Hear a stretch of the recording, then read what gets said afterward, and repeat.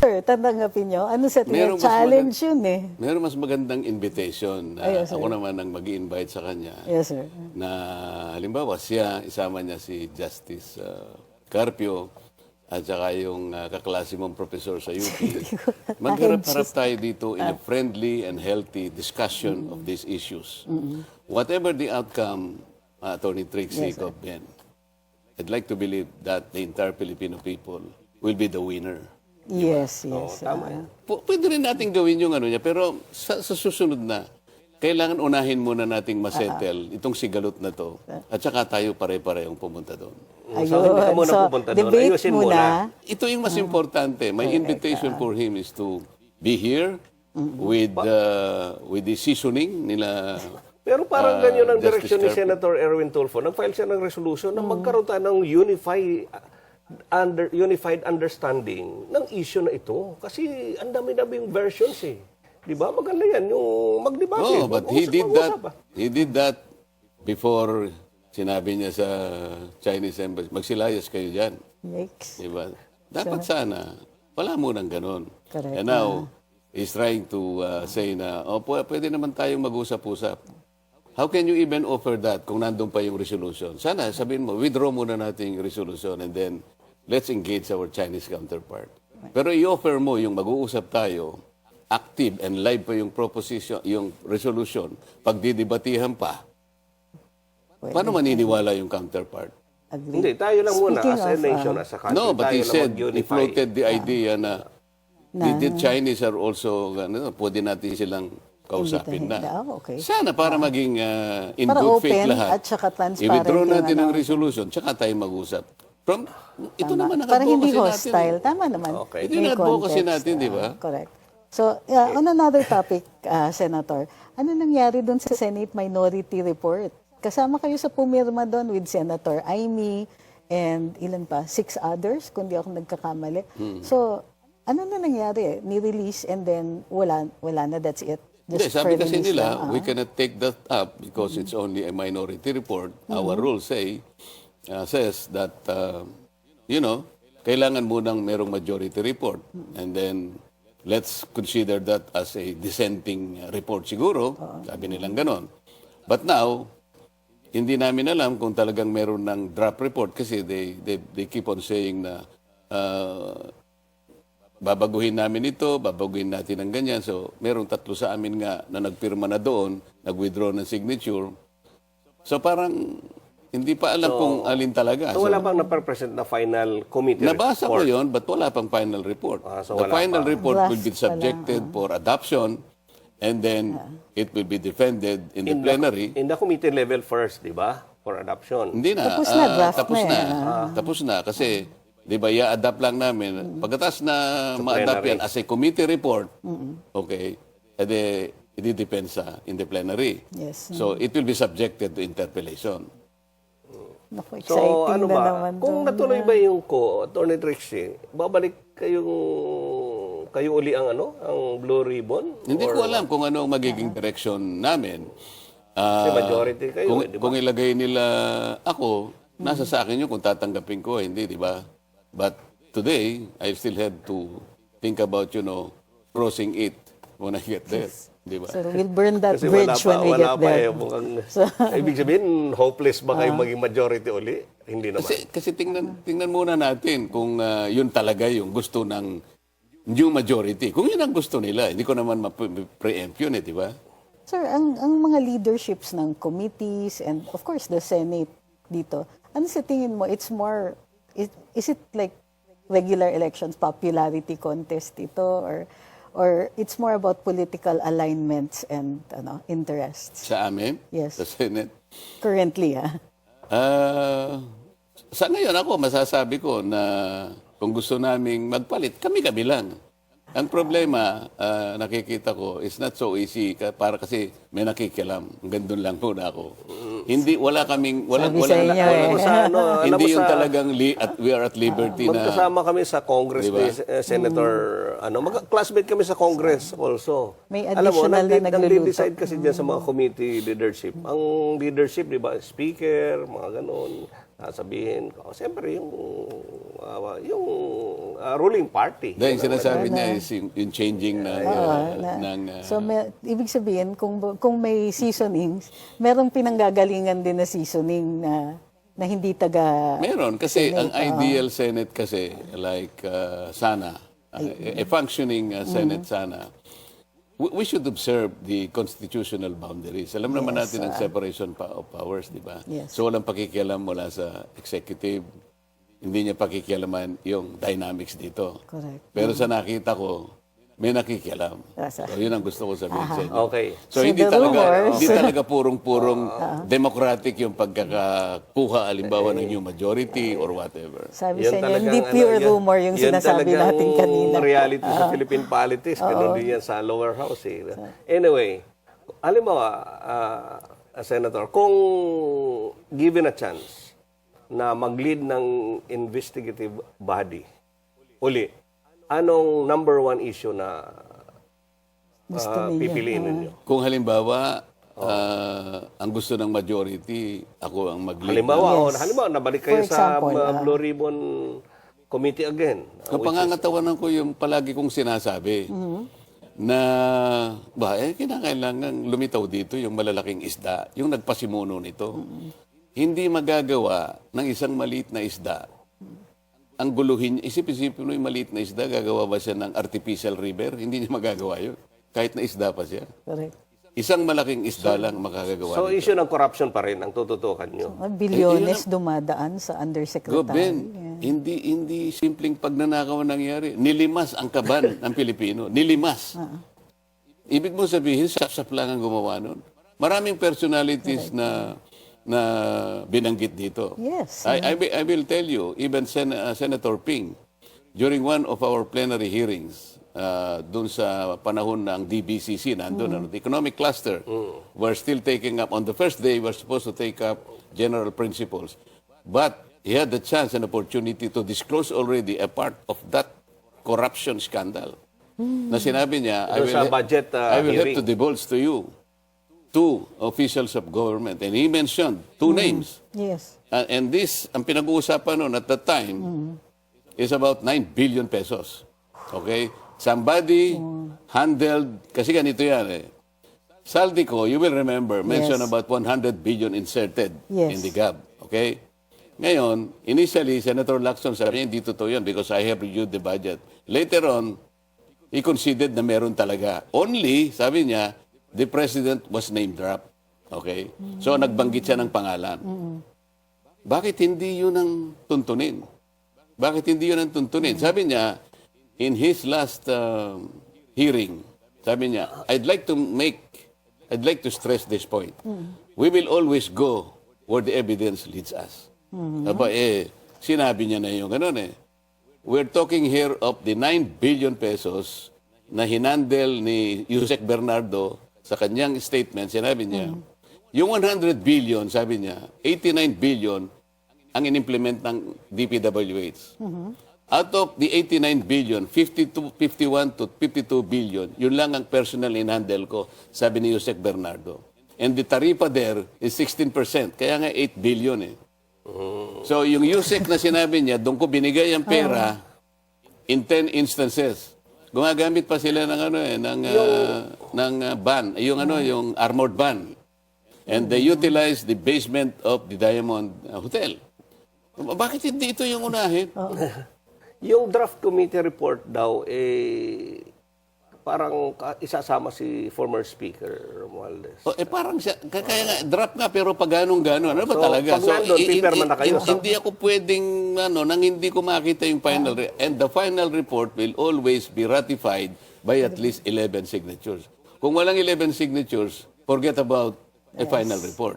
So, assuming that we have 11 signatures, merong final report, ito ngayon ang sinasabi ko sa iyo, i-adapt namin pagtatalunan in the plenary. So kung sa ngayon, wala. halimbawa, Senator, kung nandun yung pangalan ni Speaker Romualdez, are you going to sign already? Titingnan ko muna kung paano nga ginawa yung report.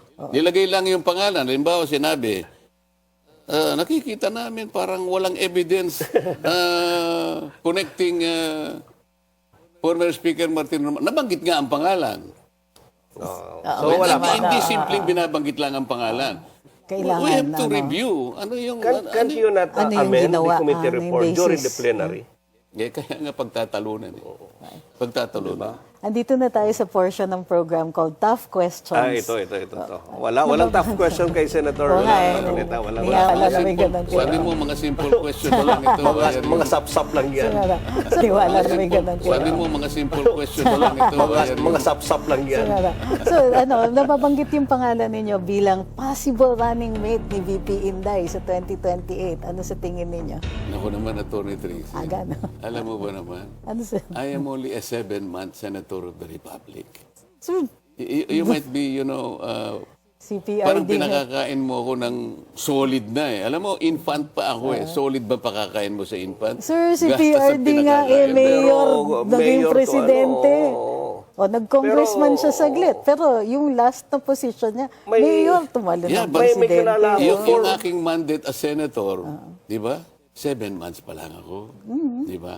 Am I not chewing something na masyado namang... So are you saying that you Makunat. will not accept or you will accept? Natingnan natin ang developments nga, no? Given the fact na ito pa lang naman, ang dami pa nating ayusin. Are you forgetting the nightmare of the flood control scandal? Okay. Oh, So ngayon, sir, ano pa in lang the siya? future, Kumbaga, infant pa lang siya. Yung mga darating na panahon. Extended tough question. Oo. In the future, kung sa tingin ninyo ngayon, 7 months pa lang kayong senador, do you see yourself seeking a higher executive position? Eh Of kung course, halimbawa naman ang developments ay pointing towards that direction, katulad mo halimbawa, ikaw na nagsasabi, kasama ng aking classmate sa Harvard, Diba? sinasabi niyang ganon. At saka maraming tao nag-advocate, alam nilang marami tayong magagawa. Sino naman ako na hindi titingnan yung possibility? Mayroon At least Pagdating sa consider bagay nyo, na sir. yun, titingnan Attorney natin Trixie, lahat ng mayroong posibilidad. former diba? governor from Davao region who came out with this statement saying that the running mate of, possible running mate of BP Sara is Senator Marcoleta. Ay, oo nga. Parang last week yun, Gobben, So I was surprised that even the one who represented them, who is a captain, is the highest ranking na nandun sa amin. Hindi niya alam na yung key features ng Kalayaan Island Group, 4 of them, which are being occupied by the Philippines today, hindi niya alam na nalabas siya sa ating exclusive economic zone. More than 200 nautical miles 270 away. ata. All the while, can you imagine that? All the while, ang akala niya, nasa loob ng ECC. So, Commodore Tariela did not even tell them the whole story.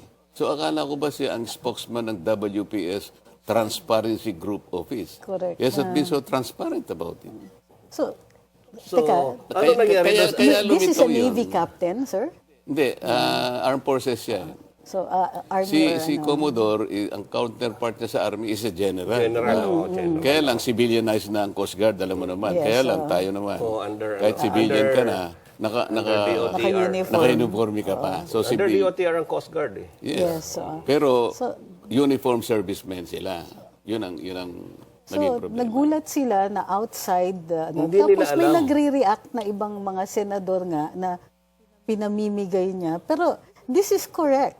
Yung Kalayaan Island Group, hindi outside siya sa EEZ kasi ang claim natin sa kanya is occupation. Occupation.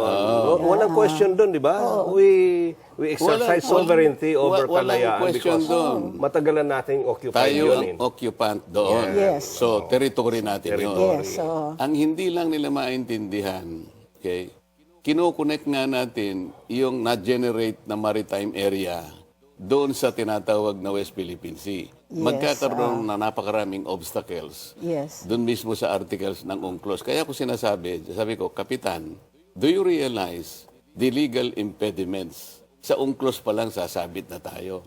So, nung minumustra ko yung difficulty, I was raising a question out of pique. Yes. Para bang sinabi ko kay Gob Ben, Gob, sinasabi ko sa iyo, mapanganib talaga yung lugar na yan, ha? So hindi niyo sinabi bahala na ka. i-give up na natin. Hindi, bahala ka.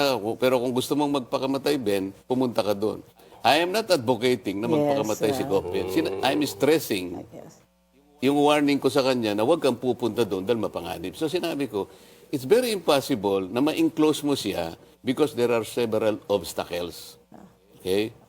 So, you cannot do this unless you give it up. Parang ganun lang, no? I am not advocating. Teritoryo natin yun eh. Yes. And territory is not part of the ruling or of the arbitral tribunal. Correct. Wala sa jurisdiction na yan. Kasi unclos yung sa arbitration. Unclos tayo eh. Unclos tayo. Ano ba yung napakahirap na intindihin? Bakit pinalalala? Bakit nila ginawang chop suey? At meron pang isang retired justice at isang professor ng UP ang naglagay ng seasoning. Kaya lalong So, naging chop suey. so very clear, Atty. Trixie, hindi niya pinamimigay. Tama. Aba, hindi natin sinabi ko nga. Hindi rin naman siya, wala rin namang personality si Ang premise ko nga, sabi ko, ipamigay, Kapitan, we have to defend and Yes, protect what is ours, what is legally ours. Correct. Sasamahan kita dyan. We will have to defend it to the last drop Including of our the blood. KIG. We are referring to the KIG. Yes. Hindi nila kinuha yon. Ang kinuha lang nila, yung pick na sinabi ko na, paano mo gagawin yun without giving it up? I did not say that we will give it up. Why should we give it up? Atin yun eh. Atin. So, Natin para yun. sa I've been there kaliwanagan, eh. Napunta na ako So, doon. anong pinag-uusapan lang? Mayroong functioning government, local government Yung tubig doon ang pinag-uusapan because of the difficulty of enclosing it and connecting it Correct. and include it in the West Philippine Sea. So yun naman pala, kakampi pala si Senator Marcoleta Ang pinalalako lang natin nila. na atin at walang kaduda-duda yung Kalayaan Island. Ayun. Meron Kasi nga, we ring- have a functioning local government Yes. unit. We own it. Sovereignty. Kasi nandun tayo sa atin yan. Yun, ang linilinaw lang niya na malayo yan sa EEZ. It's not part of Part our of EEZ. EEZ. Oo, Ang hindi concern siya kasi natin, yung tubig nga, Correct. Malinaw pinipilit na natin dalawa. i-define yung meets and bounds ng West Philippine Sea. So, i-include natin yung tubig nila. Pag ginawa natin yun, Atty. Trixie, we are appropriating the high seas. Teka, maano lang ako, light. Na-confirm ba yung mga kapitan? Because they cannot answer. Oo Na-confirm naman, hindi? sabi ko, Kapitan, maging honest ka lang. Kung hindi mo alam ang sagot, Okay lang. I will not take it against you. Yes, Gusto ko lang sabihin sa'yo na yung Pag-asa, for example, which is also called internationally as Tito Island, is 227 away from the EEZ. Labas talaga. And most of them are more than 200 nautical miles away. Ang nautical miles for the EEZ is counted from our baseline. Archipelagic. Dalawa kasi ang baseline so from the sa Tony. territorial. Yes. From Pero, the territorial sea. Ang territorial sea is 12 nautical miles from the shore. From the shore, yes. So, ang Kalayaan Island Group has its own territorial Yes, sea. yes. Wala lang siyang EEZ. Wala. Yes, walang EEZ. Sinabi yon dun sa arbitral decision. Yes, Arbitral yes. decision. So, pero bakit ba na may misinterpret ka, Idol? Bakit Hindi, ka siguro, namin yung iba misinterpret? siguro, Or- hindi ako, sinasadya nilang i-misinterpret kasi hindi nila talaga masolve yung conundrum. Totoo naman na nahihirapan. Can you imagine, 14 years after the administrative order in 2012 was issued by President Pinoy, ordering the NAMRIA to prepare the maps and chart in consultation with the DFA to submit it to the office of the UN Secretary General because that is the only way That's to part of notify the whole world Yes. that you have a claim. Yes. That's part of the UNCLOS. Ano ginawa ba ng NAMRIA? Wala. And ba't two, hindi na two, ginawa? 2 years ago, siguro, November 2024, sabi ng NAMRIA, we will produce the Philippine map with the West Philippine Sea soon. That was 2 years ago. So, meron ba? Sabi ni Senator Tol, na-confuse yata siya. No, we already submitted. But I think he was confused. What we submitted are the archipelagic baselines and baselines. and sea lanes. At saka yung sa ating yung continental shelf in connection with our petition for extended Continental shelf shelf. in the Benham Rise. Yes. Yun ang sinabit natin. Magkaiba yun eh. Magkaiba naman yun. We are talking about the Malayo, West nasa Philippine kabilang Sea side. and we're talking about the continental shelf, extended continental shelf. Correct. So, Ang daming, napakasimple lang, Atty. Trixie. Pero bakit ba napakaingay nitong ano? Bakit napakaingay issue ng... Hoy, gusto West nilang Philippine Sea? mag-ingay because they try to present a new narrative, a parang- different narrative Correct, that will benefit them politically. Para or namang hindi mo or nakikita. yung iniisip ng mga masa, sinasabi, pinag-aawayan yung West Philippine Sea dahil may natural gas, mayaman ang karagatan dyan, yung mga isda, etc. etc. Ano Mayaman ba talaga? Question, Mayroon naman nagsasabi, it's because of geopolitical issues. Yun na mas malalim naman at mas mahirap maintindihan dahil yan, ginagamit tayo ng US, China, Taiwan, etc. Hindi kasi, ASEAN, Japan. marami kasing Ang sumasawsaw. gulo eh. Sinasabi ko sa iyo kanina. Yes, sir. Even the learned, the most learned Agreed. former justice of the Supreme Court, for a while sinabi niya, we do not need to put the coordinates of the EEZ Yes. because it's very easy to compute, Based let's say, on 200 nautical miles from the baseline. Yes. However, Nakalimutan niya, ma'am. correct. Nakalimutan niya, yung EEZ natin, ang daming overlap. Correct. Sa Malaysia, because of the Sabah claim, may overlap. Yes. Okay? Sa Palau and Japan, meron tayong overlap sa Philippine Sea and the Basi Channel. Yes. Doon sa Indonesia, Celebes Sea and mayroon our din tayo Sulu Sea. dyan, Kung wala sanang overlap, ideally, huwag ka na maglagay ng coordinates. That's why, in Article 47 of the UNCLOS, na minandate niya Yes. sa mga states, maglagay kayo ng coordinates. Ay, ginawa na ba natin yun? deposit. Ginawa natin under Republic Act 9522. Okay. So, So, nagawa, tama naman tayo. Correct. Okay. But that's all that we did. Sinagsubmit tayo ng sea lanes, archipelagic baselines, Yes. at saka nga yung ating petition for extended continental, Continental shelf. shelf, Not the West Philippine Sea. Wala pa nga noon eh. Nung, kasi, Why do you think after 14 years ng bakit RIA nawala yung, is not being bakit able hindi to nasama yung West Philippine Sea doon sa... yes nga sir, bakit, bakit? hanggang ngayon hindi pa nalalagay ng NAMRIA yung Ng- West oh, Philippine hindi pa nila Sea? ginagawa. Paano niya nga i-do-drawing yun? Sina-challenge ko nga sila eh. Kung gusto nyo ka ako, sasama ko sa inyo. Gusto ko ring malaman, paano ninyo ka ako aayusin yung Article 7 ng UNCLOS na mababiolate nyo if you do that. Ano sinasabi ng Article 7? Kapag ginuhitan nyo kanya, it's about the straight baseline. Sabi niya, kailangan pagka i-connect ninyo, you should not appreciably distort the contour, the general direction of your coastline. Violated Yes. tayo. So, dapat Under susundan 47, Article 47, hindi nyo magagawa, sabi ng UNCLOS. Why? Even if you are an archipelagic baseline, because these are far apart, masyadong malalayo yung features eh. You will not be able to meet the requirements of the water-to-land ratio, which is 1.9. Correct. Malalayo. Okay. Hindi lang naman tayo, Gov. ang sinabihan ng arbitral tribunal. Sabi niya sa China, Hoy, kahit ikaw China, you cannot appropriate, you cannot enclose that. Why? You are not an archipelagic state. You are a Correct, continental state. Yes, Correct. yes, So, correct. So, hindi yung ko may nine buwan dash line, China. X na Tayo, yun, inadmit natin yun. Do you know why we admitted that? We submitted a note verbal in March 2002. Okay. Okay? Sabi natin, kami napapailalim dyan. Kaya ang ginawa natin, gumawa tayo ng batas. Yes. R8 12046.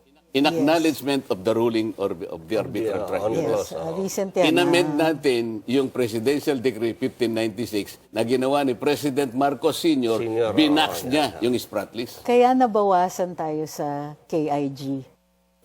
Nawala yung box. Oo. So we amended that. Sa ngayon, ang makikita mo ngayon, they are now defying the West Philippine Sea, the maritime, the territorial seas na lang. The individual territorial seas enclaved by all these features. O the iba-ibang territorial seas, which are now separated by the high seas. Kaya nahamon ko yung NAMRIA. Gumawa nga ako ng proposal ng resolution, mag-appropriate, Govben. Patatawag natin ng NAMRIA. Bakit hirap na hirap kayo? After 14 years, you have not yet submitted. You have not complied with the administrative order By number 29. President Yes. Pinoy. Para sa ganun malinaw. Oo. Pero alam mo, with all these technicalities, legalities, ang sa tao Hindi hindi, siya ano, technicality. ang sinasabi ng mga tao. Pero napakasimple, Govben, kasi pinalalala lang, pinarbibigat, kamukha Oo ng nga eh. professor sa UP. Anong na-feel mo? Nung, Attorney Trixie, kaklase mo yata anong yun. na-feel mo nung ano? Si Attorney Jing? Na banatan ka doon sa issue, yung doon sa issue ng, sabi mo nga, in-splice, yung ano. Anong feeling mo nung... Wala naman. Sabi ko kasi, ako nananatiling naniniwala, Govben, ang Pilipino, matalino yan eh. Darating ang... Siguro, hindi naman magtatagal. Ngayon lang, naiintindihan na nila eh. Marami nang nasasabing ganun lang pala, napakasimple ba? Paano nga nilalagyan ng seasoning? At naglalagay ng seasoning, kaklase mo yata yung professor sa UP, nagtuturo ng maritime law. Si Professor J. Batumbaka. Okay. Ahead siya sa akin. Kung professor ka ng maritime law, you talk about admiralty, you talk about Yes, this carrier of goods, shipping lines, insurance, blah blah blah. But do not assume that you are an expert in international law. Ma'am Trixie, I do not even assume. Kaya lang nagbabasa ako eh. Nagbabasa ako. Inaaral ko talaga. I am not an expert. Pero yung basic, naiintindihan ko. Huwag na ninyong palalabuin. Huwag nyo na lalagyan ng seasoning. Sir, speaking of seasoning, isa kayo dun sa 9 senators na hindi pumirma dun sa resolution calling out the Chinese embassy for alleged bullying ng Philippine officials. Ba't di kayo pumirma? Doon sa resolution, Yes, sir. pinagtatalunan pa yun, di ba? Kasi, Hindi pa ba tapos? Adapted pa lang Hanggang kasi ngayon, alam mo yung final ano niyan siguro Sa plenary, siguro baka next week. Yes, sir. Paano kaming pipirma doon? Sabi ko nga ni-raise din ni Senator Alan kahapon. Ang title niya kasi getting the sense of the Senate Yes. to condemn the public statements pala, of condemn the pala yung officials word, of the Chinese embassy. Pero kung titingnan mo ang resolution, what are these? Where are these public statements? So parang ang sinasabi ko nga, gusto mo mag-election tayo, wala namang kandidato. Paano ako makakaboto? Hindi nakalagay sa Wala resolution. yung mga so inamend nila kahapon yon. Okay. They now belatedly tried to include all this. Pero ang gusto ko, sabi ko kay President Soto, SP, sabi ko, mas maganda siguro, bawat statement ilagay natin tapos anong sinagot ng Chinese kasi balitaktakan eh. Yes, Patutsadahan, palitan ng salita.